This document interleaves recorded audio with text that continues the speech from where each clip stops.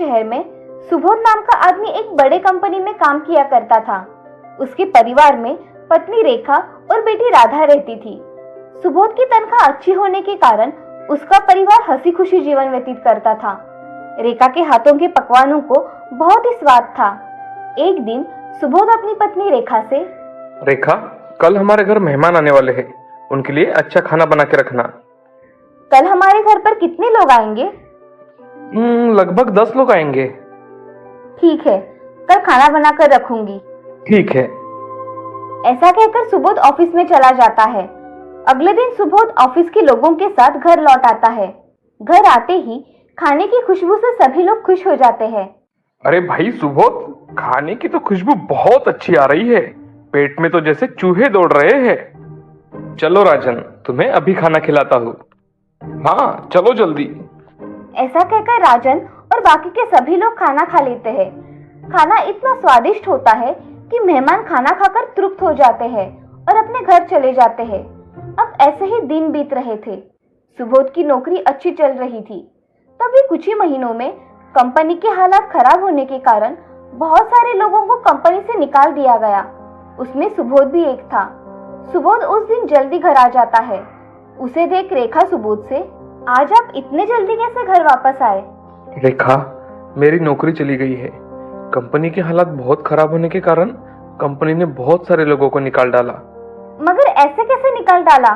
कुछ बताया भी नहीं। रेखा की बातें सुन सुबोध मन ही मन बहुत सोचने लगता है और सोचते सोचते घर से बाहर चला जाता है। बाहर जाते ही उसके पुराने आवारा दोस्त उसे मिल जाते हैं। उनके साथ सुबोध बैठ के दारू पीने लगता है। उस दिन सुबोध बहुत दारू पीकर घर लौटता है। सुबोध घर आते ही रेखा से, रेखा, ओ रेखा, जल्दी से मुझे खाना परोसो।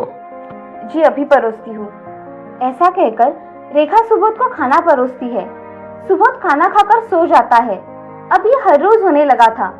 जब से सुबोध की नौकरी गई थी तब से सुबोध ने पीना शुरू कर दिया था। वो घर में से पैसे लेकर जाया करता था। रेखा उसे रोकने की कोशिश करती तो सुबोध उसे मारपीट किया करता था। एक दिन घर का सारा राशन खत्म हो जाने के कारण घर में खाने के लिए कुछ भी बचा नहीं था। ये देख रेखा बहुत चिंतित हो जाती है। वो मन में सोचती है, अगर मैं कुछ काम धंधा करके पैसे कमाऊं तो मेरी गृहस्थी अच्छी चलेगी, खाने के लाले तो नहीं पड़ेंगे। ऐसा सोचकर रेखा सुबह उठकर कुछ मिठाइयाँ बनाती है और उसे टोकरी में डाल के बाजार में बेचने चली जाती है। उसकी मिठाइयों की खुशबू से बहुत से लोग उससे मिठाइयाँ खरीद लेते हैं। रेखा की सारी मिठाइयाँ बेची जाने के कारण वो बहुत खुश हो जाती है। तभी उसकी दोस्त हेमा उसे मिलती है। हेमा रेखा से, अरे रेखा, तुम यहाँ बाजार में क्या बेच रही हो? मैं यहाँ मिठाइयाँ बेच रही हूँ हेमा। रेखा, तुम अचानक से मिठाइयाँ क्यों बेच रही हो? सुबोध भाई साहब की तो अच्छी खासी नौकरी है, फिर भी तुम ये काम क्यों कर रही हो?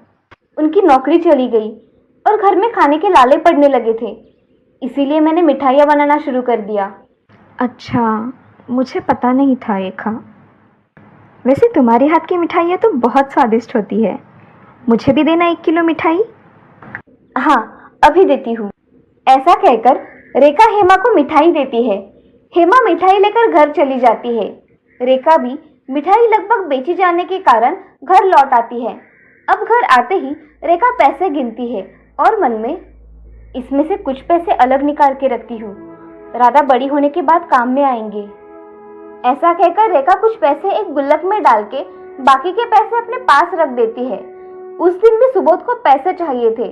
उसे घर के एक जगह में पैसे दिखाई देते हैं। तभी उसने वो पैसे लिए और दारू पीने जा रहा था। तभी रेखा सुबोध से, अजी आप ये क्या कर रहे हो? आप ऐसे पैसे खर्च करेंगे तो हम खाएंगे क्या? चल हट, मुझे जाना है, मेरे दोस्त मेरा इंतजार कर रहे हैं।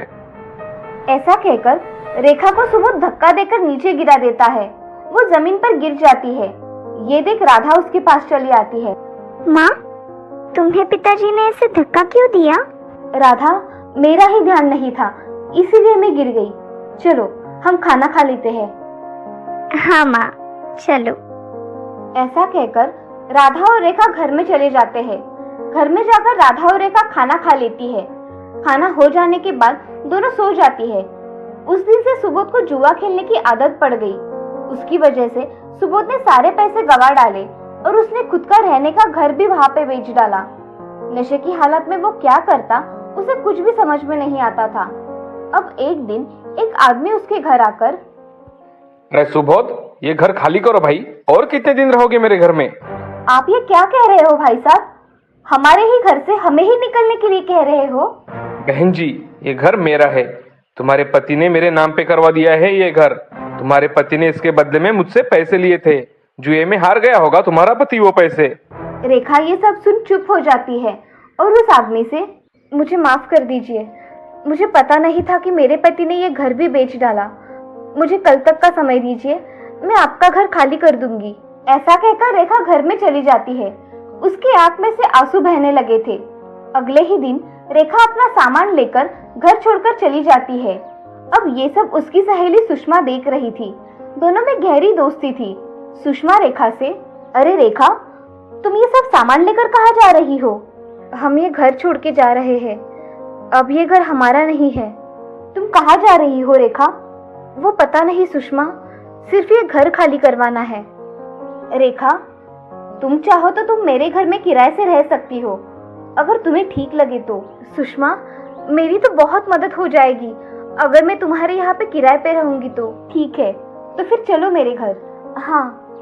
ऐसा कहकर रेखा सुषमा के साथ उसके घर चली जाती है। अब रेखा, सुबोध और राधा अच्छी तरह से उस घर में रहने लगे थे, मगर घर की जिम्मेदारी रेखा के सर पर आने की वजह से रेखा को काम करना पड़ता था।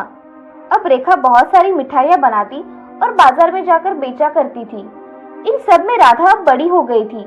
राधा अब अपनी माँ का हाथ बटा दिया करती थी। ये सब देख रेखा बड़ी खुश हुआ करती थी, मगर उसे उसकी बेटी की शादी की चिंता थी। इसीलिए रेखा थोड़े थोड़े जमा किए हुए पैसे बेटी की शादी के लिए रखती थी। मगर एक दिन सुबोध का एक्सीडेंट हो गया। सुबोध का अस्पताल में बहुत बड़ा ऑपरेशन हुआ। उसमें रेखा ने जमा किए हुए सारे पैसे खर्च हो गए, मगर सुबोध बच न सका। ये सब सुन रेखा और राधा बहुत फूट फूट कर रोने लगे। आज उनके घर का सहारा ही चला गया था।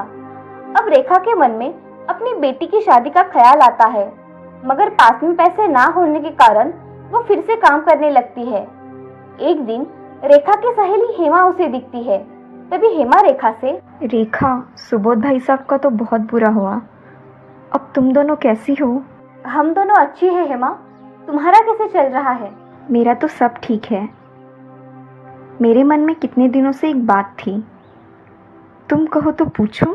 हेमा, इसमें पूछने की क्या बात है, पूछो। रेखा, मेरा बेटा अच्छी कंपनी में काम करता है और मैं चाहती हूँ कि राधा मेरे घर की बहू बने। ये सब बातें सुनकर रेखा हेमा से, हेमा, मेरी राधा अगर तुम्हारे घर की बहू बनेगी तो मेरी राधा के भाग ही खुल जाएंगे, मगर मेरे पास तुम्हें देने के लिए कुछ भी नहीं है। मुझे लड़की के सिवा कुछ नहीं चाहिए रेखा। मुझे तो ये रिश्ता मंजूर है और शादी का सारा खर्चा मैं ही करूँगी। ये सब सुन रेखा की आंखों में से आंसू बहने लगे। अब रेखा हेमा के गले लग जाती है और हेमा रेखा से, तुम किसी भी चीज की चिंता मत करो रेखा, मैं सब संभाल लूंगी। और रही बात पैसों की, तो वो आज है तो कल नहीं। हाँ हेमा, मुझे तुम जैसी सहेली मिली, मेरे तो भाग ही खुल गए। दोनों की बातचीत चल रही थी, तभी राधा वहां आ जाती है। रेखा राधा से, राधा, हेमा चाची का आशीर्वाद लो। ऐसा कहते ही राधा हेमा के पैर पड़ के आशीर्वाद लेती है। अब कुछ ही दिनों में हेमा के बेटे गोविंद के साथ राधा की शादी हो जाती है। जैसा रेखा ने सोचा था, उससे कई बेहतर शादी राधा की हुई थी। ये सब देख रेखा बहुत खुश हो गई थी। अब रेखा भी अपना जीवन अच्छी तरह से व्यतीत कर रही थी। एक गरीब को लड़की की शादी करवाना सच में बहुत ही कठिन काम होता है। और तो और हमारे समाज में दहेज प्रथा होने के कारण लड़कियों को घरेलू हिंसा का शिकार होना पड़ता है। इसीलिए हमें इन सब का विरोध करना चाहिए।